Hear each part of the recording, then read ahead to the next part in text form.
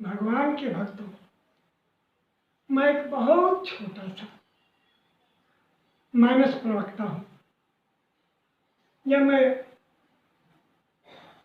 अन्य राज्यों में भी जाता हूँ प्रवचन करने, तो कुछ लोग जिनके मन में कुछ जिज्ञासा रहती है, उत्सुकता रहती है, तरह तरह के सवाल पूछते हैं। अगर जवाब न दूँ तो उन्हें भी दुख होगा और मुझे भी संतुष्टि नहीं होगी।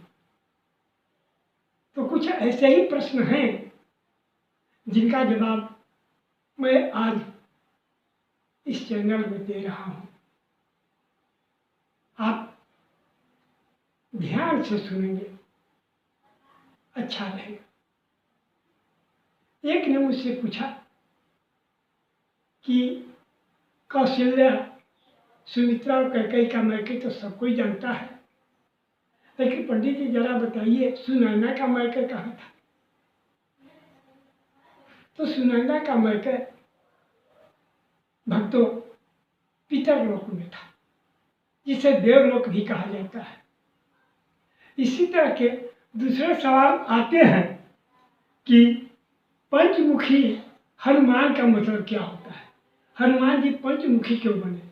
तो एक बात की बात है कि एक 5 मुख वाला राक्षस ब्रह्मा की तपस्या करके उनसे वरदान मांगा कि हमको अमर कर दीजिए। ब्रह्मा ने कहा कि यह तो असंभव है। तब उसने कहा कि जो 5 मुख वाला है, अगर कोई हो वही हमको मार सके। उसने सोचा था कि 5 मुख वाला अगर कोई हो सकता है, न कोई मुझे मारेगा न मेरा वध करेगा। और इस तरह से ब्रह्मा से वरदान पा करके और वो अत्याचार करने लगा। उसके अत्याचार से लोग लाचार हो गए और तब श्री हनुमान जी को 5 मुख धारण करना पड़ा और 5 मुख धारण करके वे उस राक्षस का वध किए। और तब से पंचमुखी हनुमान की मूर्ति भी बनने लगी, कथा भी कही जाने लगी और चर्चा भी होने लगी, सब कुछ हुआ। अब सवाल आता है कि कितने लोग पूछ देते हैं कि भगवान कृष्ण, श्री कृष्ण के मुकुट में मोर का पंख क्यों रहता है? तो भक्तजनों, मोर एक निष्काम पक्षी है, उसे वासना नहीं सताती। और भगवान श्री कृष्ण भी निष्काम है और उसी का प्रतीक उनके मुकुट में मोर पंख है, क्योंकि वो अनेकों गोपियों के साथ रास जाते हैं, रहते हैं, फिर भी विषय वासना नाम की हवा भी उन तक भटक नहीं पाती। तो मोर मुकुट यानी मुकुट में मोर पंख उनके रहने का मुख्य कारण यही है। अब आप समझ गए होंगे। अब बात आती है थोड़ा सा कि बैकुंठ, लोग कहते हैं कि बैकुंठ क्या कहलाता है? अरे बेकुंठ, बैकुंठ, कुंठा मतलब चिंता होता है, जहाँ कोई चिंता फिक्र नहीं हो, उसी को बैकुंठ धाम कहते हैं। बैकुंठ का मतलब यही हो। उसके बाद प्रश्न आता है कि बहुत से लोग यह पूछ देते हैं कि पंडित जी, मानस में तो बहुत से चौपाई हैं और उन चौपाइयों में एक चौपाई यह भी आता है कि यही गिरि चरण दियो हनुमंता, सो चल गयो पताल तुरंता।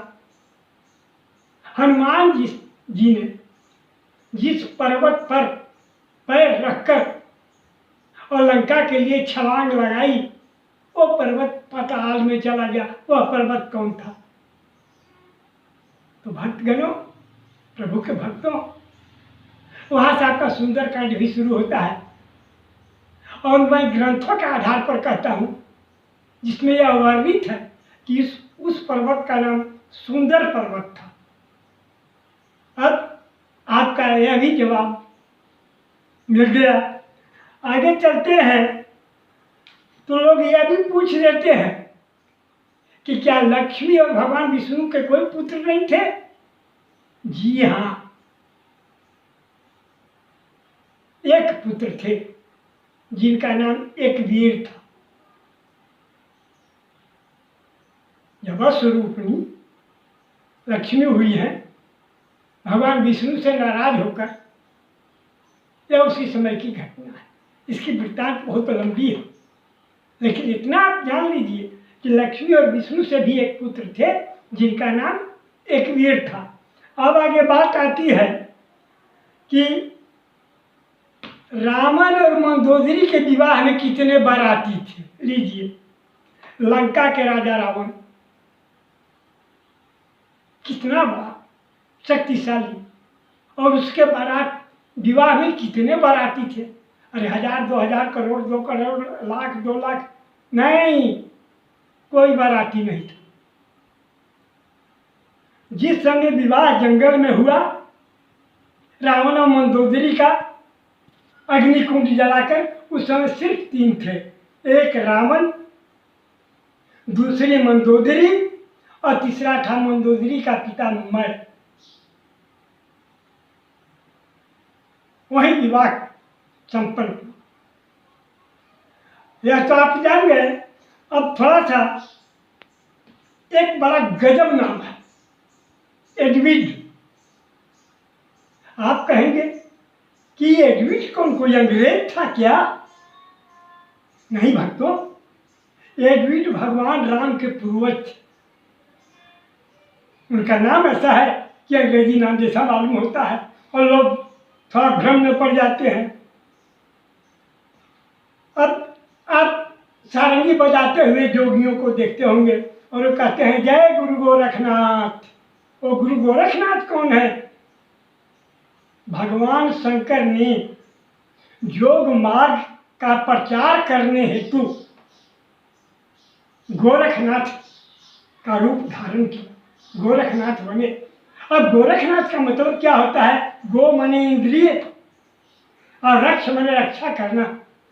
जो अपने इंद्रियों को बस में रखे, नियंत्रण काबू में रखे, उसी को गोरखनाथ कहते हैं। और ये गोरखनाथ का अर्थ भी आप समझ गए होंगे, और ये भी समझ गए होंगे कि गोरखनाथ खुद भगवान शंकर बने हैं। अब बात आती है कि बड़ी गजब कहानी है और जानने योग्य कहानी है कि दीपावली कार्तिक माह के कृष्ण पक्ष त्रयोदशी, चतुर्दशी और अमावस्या को ही क्यों मनाई जाती है?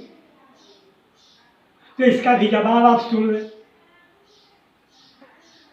जब भगवान वामन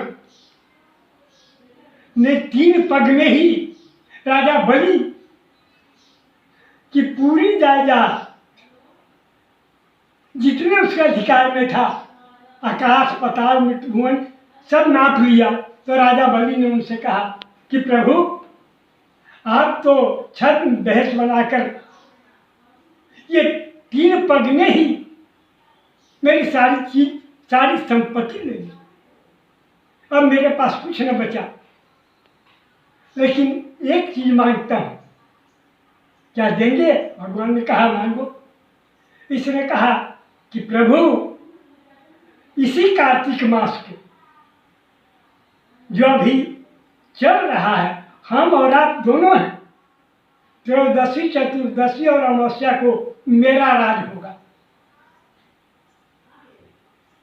उस पर मेरा नियंत्रण होगा। और उस तीनों रात्रि को जो अपने अपने घरों में दीपक जलाएगा, उस पर आपकी पत्नी माता लक्ष्मी प्रसन्न रहेगी। कभी उसको किसी चीज की कमी नहीं होने देगी माता, वरदान रहेगा माता। तो मेरे मन से ये प्रभु आप कहिए कि हाँ ऐसा हो। भगवान ने कहा बहुत अच्छा, 3 दिन तुम्हारा ही आधिपत्य चले, और तभी से त्रयोदशी, चतुर्दशी और अमावस्या को सभी घरों में दीपक जलाए जाते हैं और दीपावली नाम दिया जाता है। और यह दीपावली तभी से शुरू हुई। तो भक्तों, जहां तक मेरी जानकारी थी आप लोगों तक पहुंचाया। और क्या कहें, बस अगर ये सब जानकारी आपको अच्छी लगी हो